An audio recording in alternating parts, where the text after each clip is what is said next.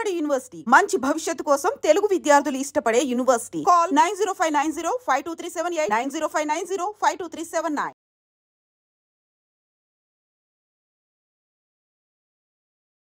గత బుధవారం రోజే మనకు తెలుసు ఈడీకి సంబంధించిన ఆఫీసెస్ మన హైదరాబాద్ లో అట్లాగే వెంగళరావు నగర్ లో ఈ సురానా గ్రూప్ అట్లాగే సాయి సూర్య డెవలపర్స్ కార్యాలయంలో ఇది రియల్ ఎస్టేట్ కి సంబంధించిన కంపెనీ. ఈయన మీద చీటింగ్ కేసు అయితే కొంతమంది నమోదు చేయడంతో ఈడీ రంగంలోకి దిగింది. అట్లాగే ఈడీకి సంబంధించిన సోదాలు మొన్న లాస్ట్ బుధవారం రోజే పూర్తిగా వాళ్ళ ఇళ్లలో ఆఫీసుల్లో పూర్తిగా సోదాలు అయితే నిర్వహించిన పరిస్థితి. ఓకే, వాళ్ళేమో బిజినెస్ మ్యాన్లు మేబీ కావచ్చు అని అనుకున్నటువంటి తరంలో ఇప్పుడు వాళ్ళు అంటే ఈడీ ఆఫీసర్స్ ఎప్పుడైతే ఈ కార్యాలయాల్లో సోదాలు చేసిండ్రో అప్పుడు వీళ్ళు యాడ్ ప్రమోషన్ కింద హీరో మహేష్ బాబు అంటేనే ఆయన ఎంత పెద్ద స్టారో మన అందరికీ తెలుసు. అట్లాంటి స్టార్ యాక్టర్ మీదనే ఇప్పుడు ఈడీ ఫోకస్ చేసింది.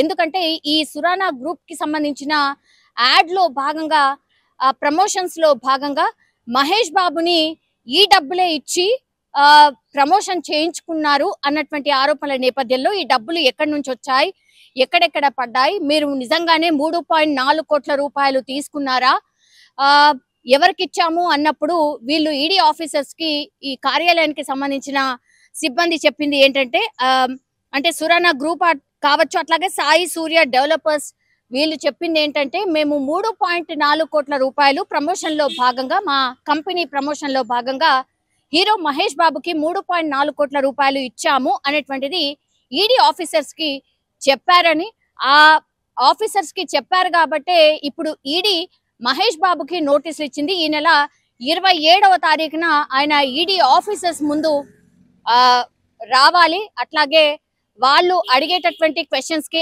ఆన్సర్ చేయాలి అనేటువంటిది ఇప్పుడు అతిపెద్ద బ్రేకింగ్ అనుకోవచ్చు. ఎందుకంటే మనకు తెలుసు ఈ మధ్య కాలంలో ఇన్ఫ్లుయెన్సర్స్ కావచ్చు లేదంటే మిగతా యాక్టర్స్ ఎవరైతే ఉన్నారో వాళ్ళు బెట్టింగ్ యాప్స్ ప్రమోషన్ చేస్తున్నారు, లేదంటే గేమింగ్ యాప్స్ ప్రమోషన్ చేస్తున్నారు, చాలా మంది చావులకు కారణం అవుతున్నారు అనేటువంటిది ఒకవైపు నడుస్తోంది. అక్కడ కూడా ఈడీ దృష్టి సారించింది. ఎందుకంటే ఇది చిన్న స్కామ్ కాదు, చాలా పెద్ద స్కామ్. మనకు కనిపిస్తోంది ఓన్లీ ఈ బెట్టింగ్ యాప్స్ గేమింగ్ యాప్స్ అనేది, కానీ కోట్ల రూపాయల లావాదేవీలు జరిగాయి అనేటువంటిది ఈడీ ఆఫీసర్స్ కి ఊపంది.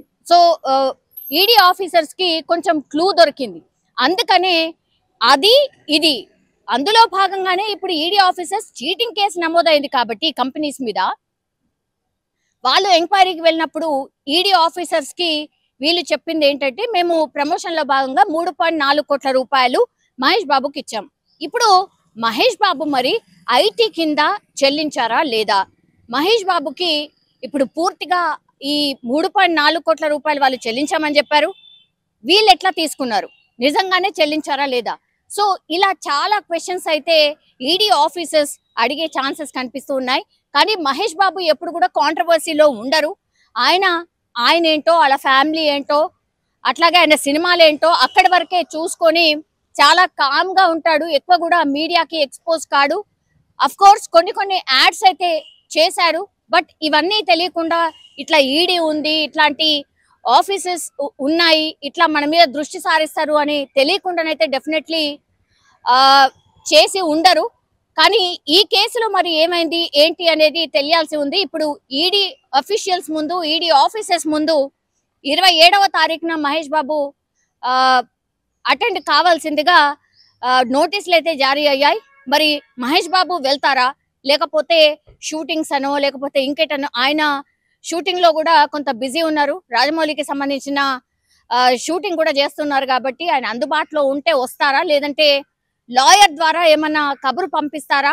బట్ ఈడీ ఆఫీషియల్స్ మహేష్ బాబుకి నోటీసులు ఇవ్వడం ఇప్పుడు సినీ ఇండస్ట్రీని షేక్ చేస్తోంది అనుకోవచ్చు. ఎందుకంటే గతంలో కూడా మనకు తెలుసు దిల్ రాజు పైన కూడా ఇట్లానే ఈడీ ఆఫీషియల్స్ దాడి చేసిన సందర్భం. మేము ఎక్కడ కూడా ఈడీని కావచ్చు లేదంటే మనం ఏదైతే పన్ను కట్టాలో అది ఎగ్గొట్టే ఉద్దేశం మాకైతే డెఫినెట్లీ లేదు, మేము క్లియర్ అండ్ ఫేర్ గానే ఉంటాము అని సినీ ఇండస్ట్రీకి సంబంధించిన పెద్దలు చాలా టైమ్స్ అయితే చెప్పినటువంటి సిచ్యువేషన్. మరి మహేష్ బాబు కేసులో ఏమవుతుంది ఏంటి అనేది చూడాల్సిందే.